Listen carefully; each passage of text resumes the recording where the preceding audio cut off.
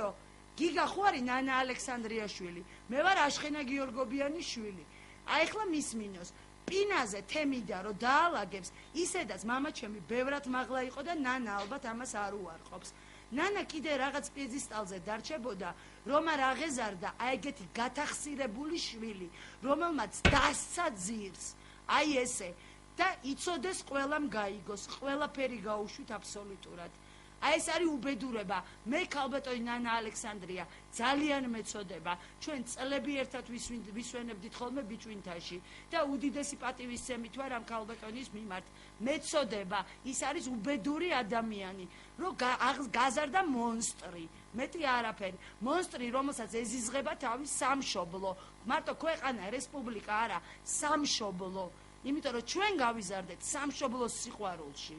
აი ეს არის და всё მეტი დავამთავრე ხა ეს ნაწილი. ვისაც ეჩქარება წავიდეს